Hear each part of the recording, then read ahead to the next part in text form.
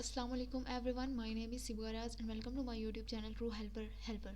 So guys, आज से मैं स्टार्ट करने वाली हूँ ECO 303 की short lecture series and in this short lecture series I just clear your concepts not proof reading of your handouts.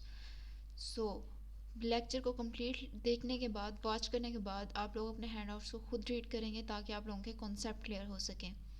Video start करने से पहले आप तमाम स्टूडेंट से रिक्वेस्ट है कि जिन स्टूडेंट्स ने चैनल को सब्सक्राइब नहीं किया काइंडली वो चैनल को सब्सक्राइब कर लें, और अगर आपके किसी फ्रेंड की ECO 303 सब्जेक्ट है तो काइंडली उनके साथ शेयर करें ताकि उनकी भी हेल्प हो सके.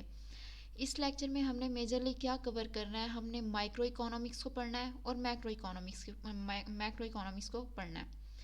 तो फर्स्टली तो हमें पता होना चाहिए कि माइक्रो इकोनॉमिक्स क्या है. तो माइक्रो इकोनॉमिक्स जो है किसी भी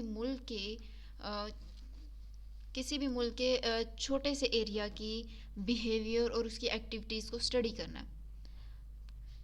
और ये एरिया जो है कोई फर्म भी हो सकती है, कोई इंडस्ट्री भी हो सकती है, हाउस होल्ड भी. बस इतना छोटा सा एरिया जो है इसमें डिस्कस करना है हमने, वो माइक्रो इकोनॉमिक्स कहलाता है.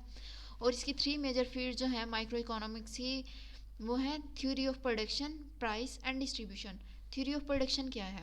तो थ्योरी ऑफ प्रोडक्शन के मुताबिक जो है हर कारोबारी अदारा ये तय करता है कि वो फ़रोख्त होने वाली हर शय का कितना हिस्सा तैयार करें. ठीक है, प्रोडक्शन कितनी हो, प्रोड्यूस कितना करें. और इसकी 4 कैटेगरीज हैं जिनमें 1 is land, second is labour, third is capital and fourth is entrepreneurship. और थ्योरी ऑफ प्राइस क्या है? थ्योरी ऑफ प्राइस में जो है किसी भी स्पेसिफिक गुड और सर्विसेज की जो कीमत है वो डिमांड और सप्लाई के दरमियान बेस्ड करती हो. यह है थ्योरी ऑफ प्राइस. और जाहिर सी बात है अगर प्राइस इंक्रीज़ होगी तो डिमांड जो है डिक्रीज़ होगी, और प्राइस के इंक्रीज़ होने की वजह से जो है फर्म को इनक्रेज होगा कि वो ज़्यादा से ज़्यादा सप्लाई करें. थ्योरी ऑफ डिस्ट्रीब्यूशन क्या है कि थ्योरी ऑफ प्रोडक्शन में जैसे ही हम कोई चीज़ें प्रोड्यूस हमने कर ली हैं, तैयार कर ली हैं, अब उन्हें डिस्ट्रीब्यूट करना है, तो थ्योरी ऑफ प्रोडक्शन के मुताबिक हम उसे कैसे डिस्ट्रीब्यूट करेंगे, किस तरह डिस्ट्रीब्यूट करेंगे, ये थ्योरी ऑफ प्रोडक्शन है. नेक्स्ट हमारा टॉपिक है नेचर ऑफ मैक्रो इकोनॉमिक्स. अब आपको पता होना चाहिए कि मैक्रो इकोनॉमिक्स क्या है. तो मैक्रो इकोनॉमिक किसी भी मुल्क की इकोनॉमी को स्टडी करना है एज अ होल. इसमें कोई स्पेसिफिक एरिया नहीं होगा, इसमें कोई स्पेसिफिक पॉइंट नहीं होगा कि हमने इस एरिया को ही डिस्कस करना है. इसमें एज अ इकोनॉमी हमने पूरे मुल्क की जो है इकोनॉमी को स्टडी करना है. ये मैक्रो इकोनॉमिक्स है. मैक्रो इकोनॉमिक्स में इसके 4 मेजर सेक्टर्स हैं. 1 is house hold sector, second is business, third is government and fourth is foreign sector. तो मैक्रो इकोनॉमिक्स की जो है जाहिर सी बात है हम लोगों ने इसे as a whole economy discuss करना है, तो इसमें मैक्रो इकोनॉमिक्स की प्रॉब्लम्स भी होंगी मेजर. तो पाकिस्तान में जो मेजर प्रॉब्लम्स इस टाइम जो है मैक्रो इकोनॉमिक्स के लिहाज से वो है अनएम्प्लॉयमेंट और इन्फ्लेशन.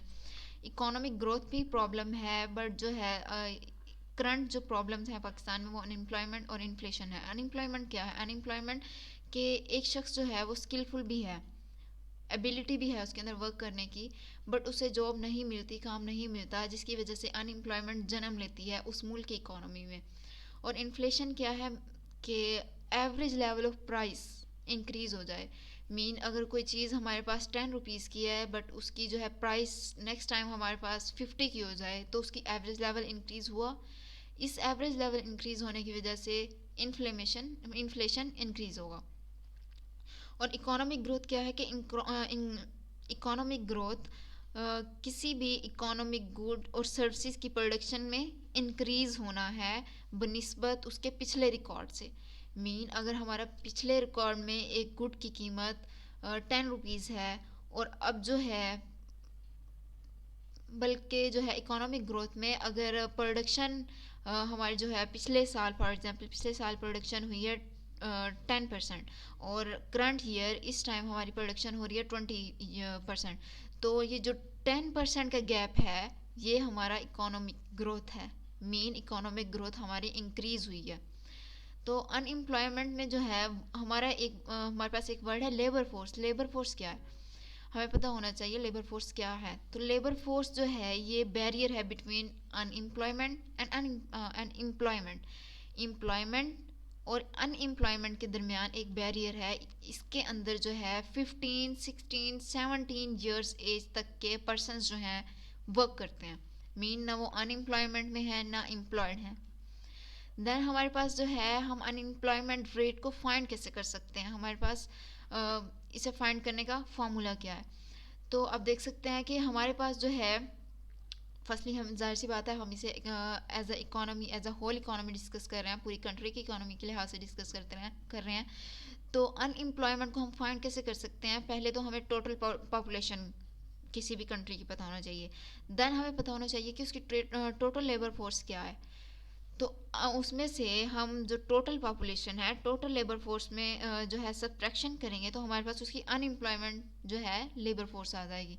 फिर हमने जो है अनएम्प्लॉयड लेबर फोर्स को डिवाइड कर देना उसकी टोटल लेबर फोर्स से। तो परसेंटेज जो है हम उसे मल्टीप्लाई 100 से करेंगे, तो हमारी उसके पास परसेंट आ जाएगी। देन हमारे पास है इन्फ्लेशन। इन्फ्लेशन जैसे मैंने आपको पहले बताया कि एवरेज लेवल ऑफ प्राइस में इंक्रीज होना इन्फ्लेशन है, महंगाई है। तो इससे जो है फाइंड कैसे किया जा सकता है कि अगर एक गुड की कीमत पहले जो थी 5 रुपीज़ थी, फिर हमारी जो है करंट उसकी जो गुड की कीमत है, प्राइस है, वो 15 हो गई। तो आप जो करंट है उसमें से प्रीवियस माइनस कर दें और डिवाइड प्रीवियस पे कर दें, और परसेंटेज के लिए, परसेंट के लिए, रेशो के लिए उसे 100 से मल्टीप्लाई कर दें। मीन, जैसे मैंने ये एग्जांपल सॉल्व की हुई है कि अगर हमारी करंट जो है प्राइस है किसी गुड की वो है 15, बट जो पहले उसकी प्राइस थी वो थी 5। तो आपने 15 में से 5 को माइनस करना है और 5 पे ही डिवाइड कर देना है और मल्टीप्लाई कर देना है 100 से, तो हमारे पास 200 आ जाएगा। तो 200 जो है, मीन 2% जो है हमारी इन्फ्लेशन इंक्रीज होगी, इंक्रीज हुई है। और इसकी टाइप्स इन्फ्लेशन की 2 टाइप्स हैं, demand pull inflation, cost push inflation. Demand pull inflation में क्या होता है कि हमारी एग्रीगेट डिमांड इंक्रीज हो जाती है, सिंपली एग्रीगेट डिमांड इंक्रीज होगी। और इसके जो हैं मैक्रो इकोनॉमिक्स के जो 4 सेक्टर्स है वो एक्चुअली डिमांड पुल इन्फ्लेशन में ही डिस्कस किए जाते हैं, जो कि हाउस होल्ड, बिजनेस, गवर्नमेंट और फॉरेन सेक्टर से। और कॉस्ट पुश इन्फ्लेशन क्या है, इसके अंदर एग्रीगेट सप्लाई डिक्रीज होगी, किसी भी गुड और सर्विसेज की एग्रीगेट सप्लाई डिक्रीज होगी और कॉस्ट ऑफ प्रोडक्शन इंक्रीज होगी। ठीक है। अब हमारा है कि इन्फ्लेशन की वजह से कौन से लोगों को ज़्यादा डिफ़िकल्टीज पेश आती हैं। Who is hurted by the inflation? Investors. जाहिर सी बात है, महंगाई होगी तो इन्वेस्टर्स अपना पैसा इन्वेस्ट नहीं कर सकेंगे। और वो टेरेबल फॉर पेंशन पर्सन, वो लोग जो रिटायर हो चुके हैं और उनकी पेंशन जाहिर सी बात है फिक्स्ड है, तो महंगाई होगी तो उन्हें भी सामना करना पड़ेगा जो है इस मुसीबत का, डिफ़िकल्टी का। अनएम्प्लॉयड पर्सन को तो जाहिर सी बात है करना पड़ेगा, एक तो उनके पास जॉब नहीं है और दूसरा महंगाई भी राइज कर रही है। और bad for fixed income group के उन लोगों को ज़्यादा इफेक्ट करेगा जिनकी इनकम फिक्स है, मीन अगर उनकी मंथली पे जो है 5,000 है, बट जो अखराजात हैं, एक्सपेंसेस हैं, वो 10,000 से भी अबव हैं, तो इनके लिए ज़्यादा मुश्किल होगा। किसी भी इकोनॉमिक ग्रोथ की प्रॉपर ग्रोथ के लिए, किसी भी इकोनॉमी की प्रॉपर ग्रोथ के लिए 2 to 3% इन्फ्लेशन जो है निसेसिटी होता है, बट जैसे ही वो इससे तजावुज़ करता है, इंक्रीज़ करता है, तो हमारे पास जो है बहुत सी डिफ़िकल्टीज जो हैं क्रिएट हो जाती हैं। गवर्नमेंट को क्या चाहिए कि वो इन्फ्लेशन को कम करे। वो कैसे कर सकती है? By making physical and monetary policies. Physical policy क्या है कि वो आवाम में जो है टैक्सेस इंक्रीज़ करे। इस फिजिकल पॉलिसी के मुताबिक गवर्नमेंट जो है टैक्सेस इंक्रीज़ करे, लेकिन गवर्नमेंट के जो अखराजात हैं वो रिड्यूस करे। और गवर्नमेंट के अखराजात क्या हैं कि जो पैसा ज़्यादा ज़्यादा इन्वेस्ट करती है डिफेंस, मिलिट्री पे, पुलिस पे, सिविल एडमिनिस्ट्रेशन पे, या असम्बली की डेकोरेशन के लिए, इलेक्शंस में जो फजूल खर्च होता है, तो वो इसमें खर्च ना करे। वो जो है टैक्सेस इंक्रीज़ करे, बट अपने एक्सपेंडिचर जो हैं वो रिड्यूस करे। इकोनॉमिक ग्रोथ, जैसे मैं आपको पहले बता चुकी हूँ कि इकोनॉमिक ग्रोथ जो है किसी भी इकोनॉमिक गुड और सर्विसेज की प्रोडक्शन इंक्रीज होगी बनिस्बत हमारे पिछले रिकॉर्ड के। और इसके अंदर जो है आउटपुट जो है, मीन हमारा करंट जो है प्रोडक्शन रेशो जो है, उसे हम मेजर करते हैं जीएनपी में और जीडीपी में।